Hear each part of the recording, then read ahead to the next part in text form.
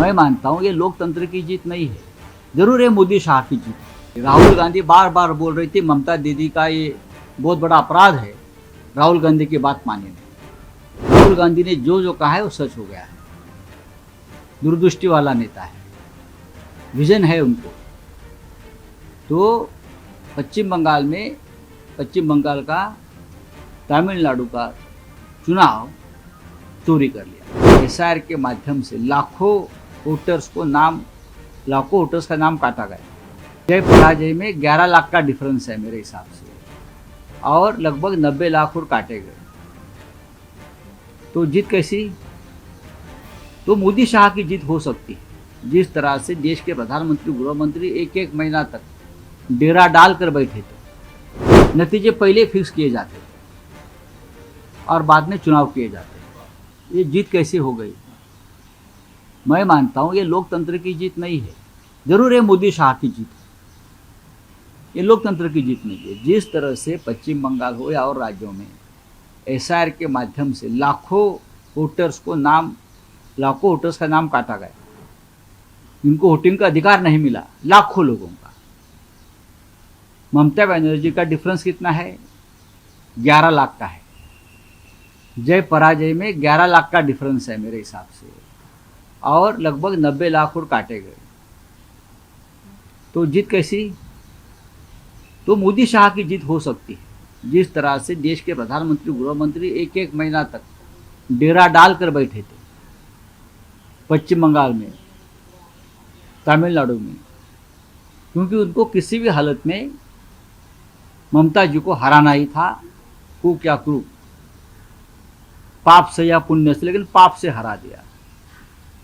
इस प्रकार का चुनाव मैंने पाकिस्तान में देखा है, रशिया में भी देखता हूँ मैं, अजरबैजान जैसे देश में मैंने चुनाव देखा। इस प्रकार का चुनाव होता ही नहीं। वहाँ नतीजे पहले फिक्स किए जाते हैं और बाद में चुनाव किए जाते हैं। पश्चिम बंगाल में यही हुआ, तमिलनाडु में यही हुआ है। केरल के लोग ज़्यादा जागरूक है। क्या बोलता है? एंटी इनकमेसी। असम में क्यों नहीं भाई? कौन सा बड़ा काम किया वहाँ के मुख्यमंत्री ने? सबसे ज़्यादा ये जो है एंटी इनकमेसी तो मोदी जी के खिलाफ चल रही थी, चलनी चाहिए। गुजरात के मुख्यमंत्री के खिलाफ चलनी चाहिए, महाराष्ट्र में चलनी चाहिए। लेकिन जहाँ अपोजिशन की सरकारें हैं वहाँ हवा विरोधी चल रही है। सरकार उब चुकी, जनता उब चुकी है। तो आपसे क्यों नहीं उब जाती भाई? क्या करते हो आप लोग? छोड़ दी। प्रधानमंत्री ने धन्यवाद किया है इलेक्शन कमीशन का, और जो इलेक्शन कमीशन को धन्यवाद करना ही चाहिए।